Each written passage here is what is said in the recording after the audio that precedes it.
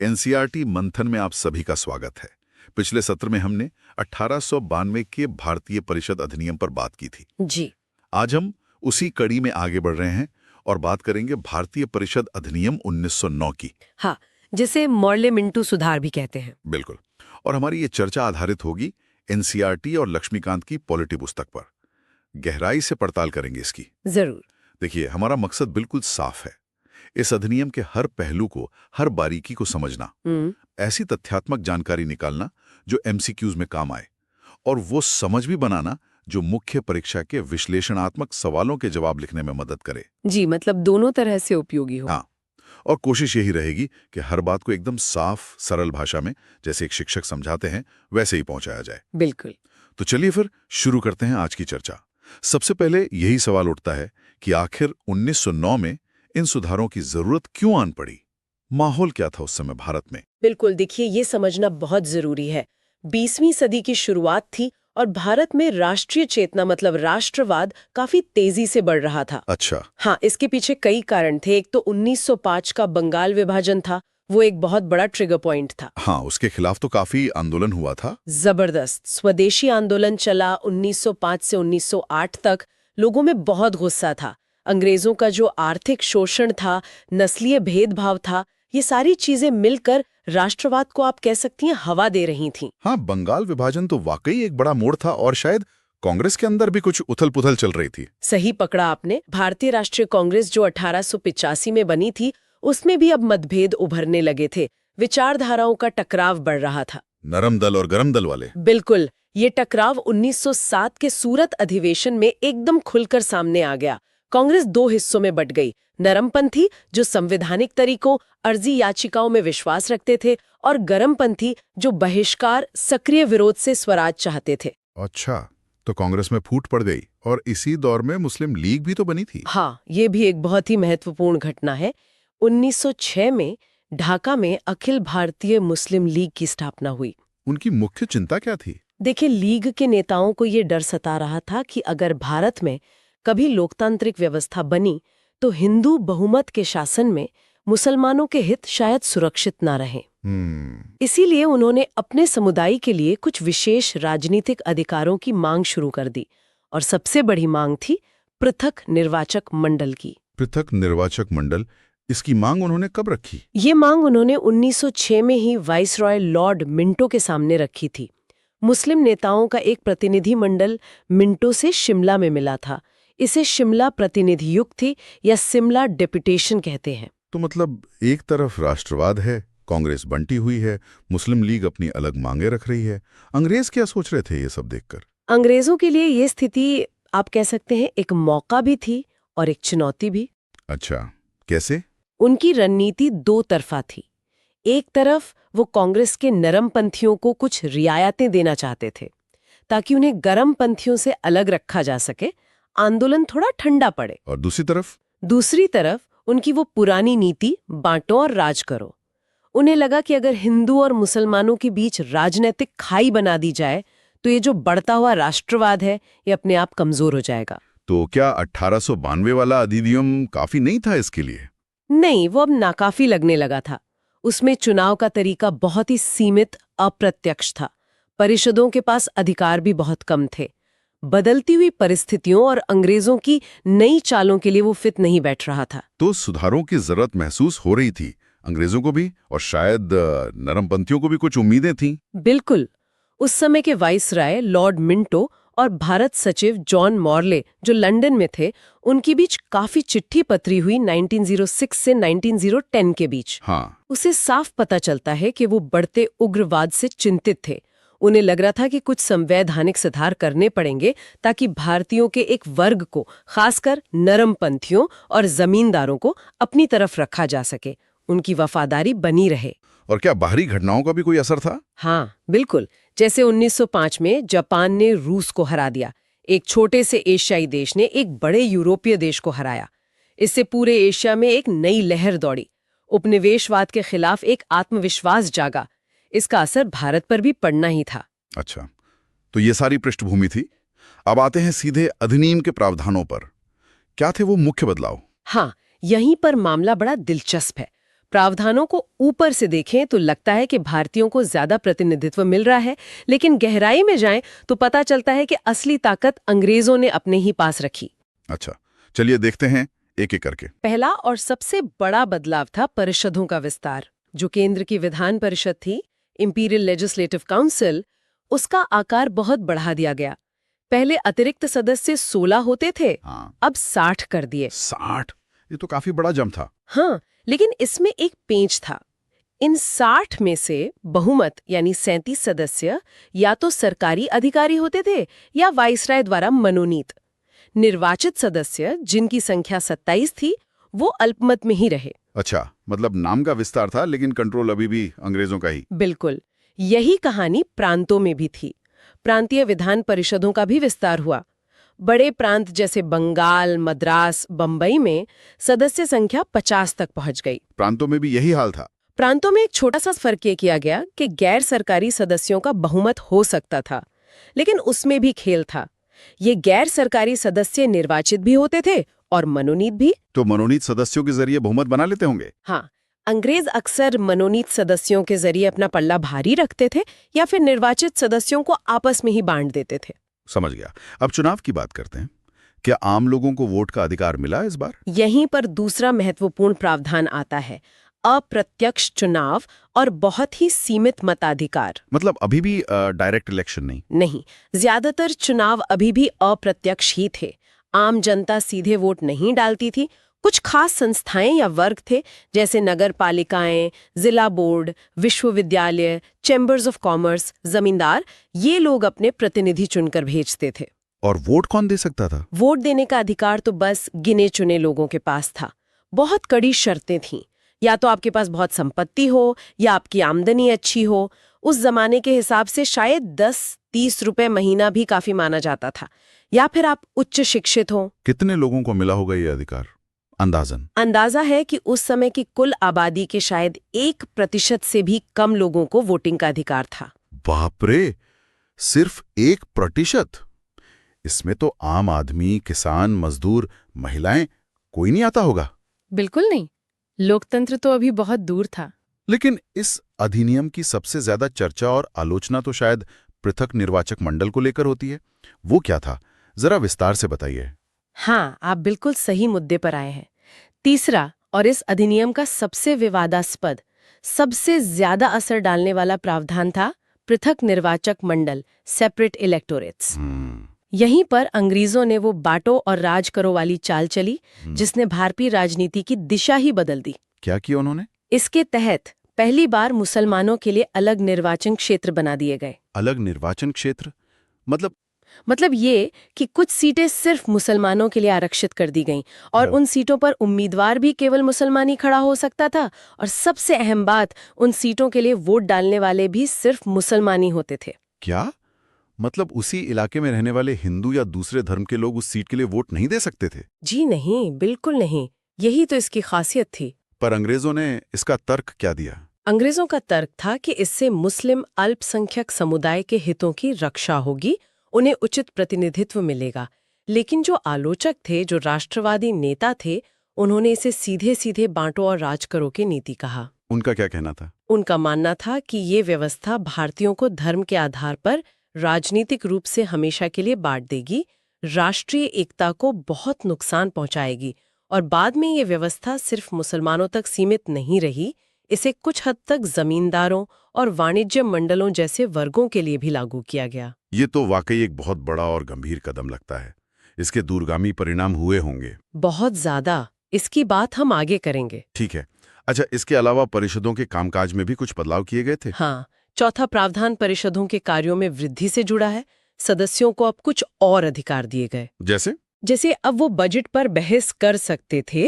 हालांकि ये याद रखना जरूरी है कि बजट के किसी हिस्से पर वोट नहीं दे सकते थे, सिर्फ अपनी राय रख सकते थे। सिर्फ बहस, वोटिंग नहीं? हाँ, इसके अलावा वो सार्वजनिक महत्व के मामलों पर प्रस्ताव ला सकते थे। और एक और महत्वपूर्ण अधिकार मिला, पूरक प्रश्न, सप्लीमेंट्री क्वेश्चंस पूछने का। पूरक प्रश्न मतलब अगर मंत्री ने जवाब दिया तो उस पर और सवाल पूछ सकते थे? बिल्कुल, पहले ये अधिकार नहीं था। अब वो मंत्री के जवाब से संतुष्ट न हो तो और सवाल पूछकर पूरी जानकारी ले सकते थे। और जिन खर्चों पर वोटिंग नहीं होती थी उन पर भी बहस करने का अधिकार मिल गया। तो थोड़ी शक्ति बढ़ी सदस्यों की, सवाल पूछने बहस करने की आजादी मिली। हाँ, कुछ हद तक हाँ। लेकिन यहाँ 5वां बिंदु भी ध्यान में रखना होगा, प्रतिबंध। असली लगाम तो अभी भी वाइसराय के हाथ में ही थी। अच्छा, क्या प्रतिबंध थे? वाइसराय के पास वीटो पावर थी, वो किसी भी प्रस्ताव को, किसी भी कानून को खारिज कर सकता था। सदस्य विदेशी मामलों या जो देशी रियासतें थीं उनसे जुड़े मुद्दों पर या सरकार के रोजमर्रा के प्रशासनिक कामों पर कोई बहस नहीं कर सकते थे। और कोई भी कानून पास होने के लिए वाइसरॉय और लंदन में बैठे भारत सचिव दोनों की सहमति जरूरी थी। तो कुल मिलाकर परिषदें अभी भी ज्यादातर सलाह देने वाली संस्थाएं ही थीं, असली शक्ति उनके पास नहीं थी। और एक और बात मैंने सुनी है कि पहली बार किसी भारतीय को वाइसरॉय की एग्जीक्यूटिव काउंसिल में शामिल किया गया। ये सच है? हाँ, ये छठा महत्वपूर्ण बिंदु है। वाइसरॉय की कार्यकारी परिषद, यानी वो छोटी और शक्तिशाली कमेटी जो असल में सरकार चलाती थी, उसमें पहली बार एक भारतीय सदस्य को शामिल करने की इजाजत दी गई। कौन थे वो पहले सदस्य? 1909 में सत्येंद्र प्रसाद सिन्हा, जिन्हें बाद में लॉर्ड सिन्हा की उपाधि भी मिली, वो पहले भारतीय बने जिन्हें इस परिषद का सदस्य बनाया गया। उन्हें विधि सदस्य यानी लॉ मेंबर नियुक्त किया गया। ये एक प्रतीकात्मक कदम था, पर था महत्वपूर्ण। ठीक है, तो ये थे मुख्य प्रावधान। अब ये बताइए कि जब ये सुधार लागू हुए उस दौरान, मतलब 1909-1912 के आसपास, भारत में और क्या चल रहा था? इन सुधारों का फौरी तौर पर क्या असर दिखा? हाँ, वो दौर भी काफी गहमा-गहमी वाला था। 1910 में इन नए सुधारों के तहत पहले चुनाव हुए। अच्छा, कौन चुने गए? गोपाल कृष्ण गोखले जैसे बड़े नरमपंथी नेता इंपीरियल लेजिस्लेटिव काउंसिल में फिर से चुनकर आए। और मुस्लिम लीग ने भी पृथक निर्वाचक मंडल के तहत अपनी सीटें जीती। इससे भारतीय राजनीति में उसकी हैसियत और मजबूत हुई। और 1911 का दिल्ली दरबार भी तो इसी समय हुआ था। हाँ बिल्कुल, 1911 में हुआ भव्य दिल्ली दरबार। इंग्लैंड के राजा जॉर्ज पंचम खुद भारत आए थे। और यहीं पर दो बड़ी घोषणाएं भी हुई। क्या थी वो? पहली, बंगाल विभाजन को रद्द कर दिया गया। अच्छा, ये तो बड़ी बात थी। हाँ, ये कहीं ना कहीं राष्ट्रवादियों के दबाव का, स्वदेशी आंदोलन का नतीजा था। अंग्रेज उन्हें थोड़ा शांत करना चाहते थे। और दूसरी बड़ी घोषणा थी भारत की राजधानी को कलकत्ता से दिल्ली लाने की। राजधानी बदली गई, क्यों? इसके कई कारण थे, रणनीतिक भी और प्रतीकात्मक भी। शायद अंग्रेज मुगल सत्ता के पुराने केंद्र से शासन करके अपनी ताकत और वैधता जताना चाहते थे। तो बंगाल विभाजन रद्द होने से क्या राजनीतिक माहौल शांत हुआ? देखिए, बंगाल के राष्ट्रवादियों को थोड़ी संतुष्टि जरूर मिली होगी, लेकिन तब तक राष्ट्रवाद की जड़ें काफी फैल चुकी थीं। कांग्रेस पर अभी भी नरमपंथियों का ही दबदबा था। जैसे 1910 का इलाहाबाद अधिवेशन, तिलक जैसे गरमपंथी नेता तो जेल में थे, वो 1914 में छूटे। और हिंदू मुस्लिम रिश्तों पर क्या असर पड़ा? पृथक निर्वाचक मंडल की वजह से एक राजनीतिक तनाव तो पैदा होने ही लगा था, जो पहले इतना साफ नहीं था। और सरकार ने भी अपनी पकड़ ढीली नहीं की थी। 1910 में एक और सख्त प्रेस एक्ट लाया गया, जिसने अखबारों की आज़ादी को और कम कर दिया। विदेशों में भी भारतीय क्रांतिकारी सक्रिय हो रहे थे। गदर आंदोलन की जमीन तैयार हो रही थी। तो काफी कुछ चल रहा था। अब अगर हम संवैधानिक विकास के नजरिए से देखें तो इन मॉडलेमेंटो सुधारों का क्या महत्व है? भारत के संविधान बनने की जो लंबी कहानी है, उसमें ये कहाँ फिट होते हैं? संवैधानिक विकास की सीढ़ी पर ये एक अहम पायदान जरूर है। ये 1852 के अधिनियम से तो यकीनन आगे थे। कैसे? परिषदों का आकार बढ़ा, सदस्यों को बहस करने, सवाल पूछने, प्रस्ताव लाने के कुछ ज्यादा अधिकार मिले। वाइसरॉय की एग्जीक्यूटिव काउंसिल में भारतीयों को जगह मिली।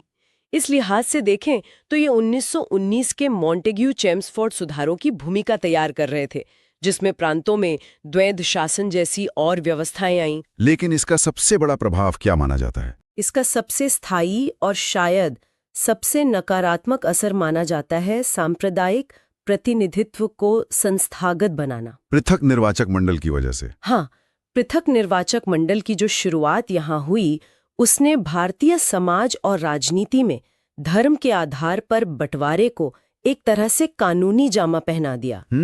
और ये बंटवारा फिर बढ़ता ही गया। 1919 के एक्ट में इसे और फैलाया गया, फिर 1935 के एक्ट में, और आखिर में इसकी परिणति 1947 में देश के बंटवारे के रूप में हुई। बहुत से इतिहासकार मानते हैं कि बंटवारे के बीज असल में यहीं बो दिए गए थे। यानी एक तरफ कुछ अधिकार, कुछ प्रतिनिधित्व बढ़ा, लेकिन दूसरी तरफ बंटवारे की नींव भी पड़ गई। हाँ, यही इसका विरोधाभास है। इसने भारतीयों को कानून बनाने की प्रक्रिया से थोड़ा और जोड़ा जरूर, लेकिन सरकार का चरित्र अभी भी गैर जिम्मेदार ही बना रहा। गैर जिम्मेदार मतलब वाइसराय और उसकी कार्यकारिणी परिषद विधान परिषद के प्रति जवाबदेह नहीं थे। वो जो चाहे फैसला ले सकते थे, परिषदें ज्यादा से ज्यादा सवाल पूछ सकती थीं या सलाह दे सकती थीं, उन्हें हटा नहीं सकती थीं। वो जनता के प्रति भी जवाबदेह नहीं थे। अच्छा, तो अगर अब हम इसका पूरा मूल्यांकन करें, ये सुधार कितने सफल रहे, कितने विफल, इनकी मुख्य कमियां क्या थी जिनकी आलोचना हुई? देखिए, सफलता तो बहुत ही सीमित थी। हाँ, ये कह सकते हैं कि इसने कुछ समय के लिए नरमपंथियों को थोड़ा संतुष्ट किया।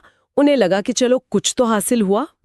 परिषदों में भारतीय सदस्यों ने शिक्षा, स्वास्थ्य, टैक्स जैसे मुद्दों पर बहसें की, कुछ प्रस्ताव भी पास कराए जिनसे शायद थोड़ा बहुत सुधार हुआ भी हो।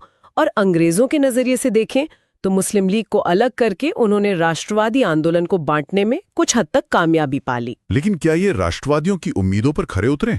स्वराज की मांग का क्या हुआ? बिल्कुल नहीं।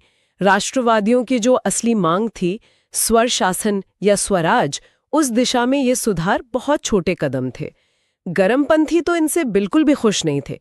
उन्हें ये सब एक छलावा लगा। अच्छा, यही वजह है कि जल्दी असंतोष फिर से पनपने लगा और 1916 में तिलक और एनी बेसेंट ने होम रूल लीग आंदोलन शुरू कर दिया, जिसने स्वर शासन की मांग को और भी जोरदार तरीके से उठाया। और सबसे ज्यादा आलोचना किस चीज की हुई? सबसे ज्यादा और सबसे तीखी आलोचना हुई पृथक निर्वाचक मंडल की।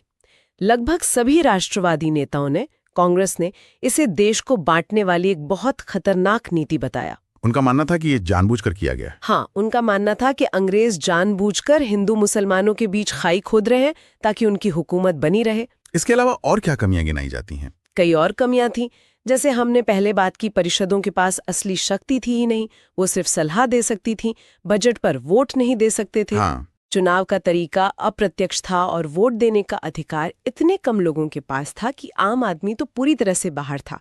ये सुधार असल में अभिजात्यवादी थे। अभिजात्यवादी मतलब ये सिर्फ समाज के ऊंचे तबके, जमींदार, अमीर व्यापारी, पढ़े लिखे वकील, डॉक्टर, इन्हीं लोगों को ध्यान में रखकर बनाए गए थे। आम जनता, किसान, मजदूर, महिलाएं, दलित, इन सब की इसमें कोई जगह नहीं थी। इसलिए गोखले जैसे नरमपंथी ने जहां इसे कुछ धुंधला सा सवेरा कहा, वहीं तिलक जैसे नेताओं ने इसे पूरी तरह अपर्याप्त माना। इसे अक्सर अंग्रेजी राज की उम्र बढ़ाने के लिए किया गया एक दिखावटी बदलाव भी कहते हैं। बहुत ही बढ़िया विश्लेषण। अब परीक्षा की तैयारी करने वालों के लिहाज से क्या हम मुख्य बातों को एक बार जल्दी से समेट सकते हैं रिवीजन के लिए? हाँ, बिल्कुल, ये बहुत जरूरी है। तो परीक्षा के लिए ये मुख्य बातें जरूर याद रखें। पहला, नाम भारतीय परिषद अधिनियम 1909 या मॉर्ले मिंटो सुधार। दूसरा, मुख्य लोग जॉन मॉर्ले, भारत सचिव, और लॉर्ड मिंटो, वाइसरॉय। तीसरा, मुख्य प्रावधान। तीसरा, विधान परिषदों का विस्तार, केंद्रीय और प्रांतीय, पर केंद्र में सरकारी बहुमत।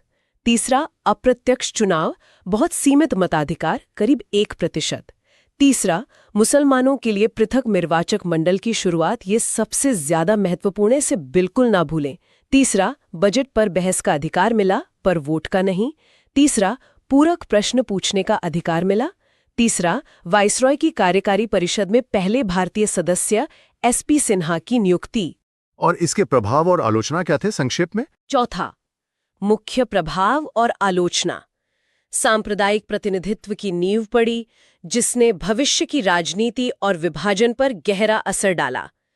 राष्ट्रवादियों की स्वराज की मांग पूरी नहीं हुई। बांटो और राज करो की नीति के तहत आलोचना हुई। अभिजात्यवादी था, आम जनता बाहर रही। पांचवा, तुलना।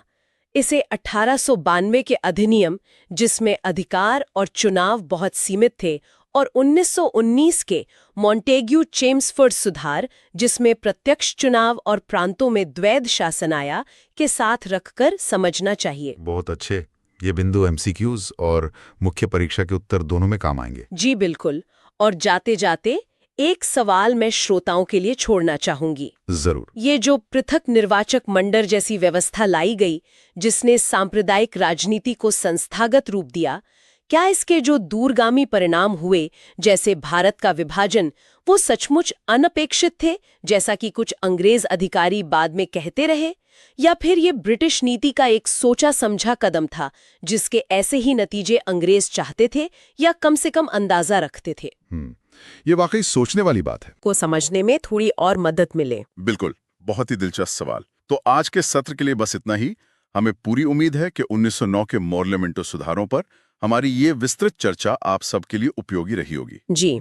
और हाँ, यदि कोई भारतीय राजनीति को एनसीईआरटी और लक्ष्मीकांत पुस्तक के आधार पर पूरी तरह से कवर करना चाहता है, तो हमारी पूरी प्लेलिस्ट देख सकता है। वो निश्चित रूप से बहुत मददगार साबित होगी। हाँ, उसमें हमने शुरू से लेकर अब तक के सारे महत्वपूर्ण अधिनियम और विषय कवर किए हैं। तो अगर आपको सत्र पसंद आया तो इसे अपने दोस्तों के साथ साझा जरूर करें, हमारे चैनल को सब्सक्राइब करें और अपनी प्रतिक्रिया नीचे कमेंट्स में हमें बताएं। आपके सुझावों का हमें इंतजार रहेगा। और लाइक करना तो बिल्कुल ना भूलें। अगले सत्र में एक नए विषय के साथ फिर मिलेंगे। तब तक के लिए धन्यवाद। धन्यवाद।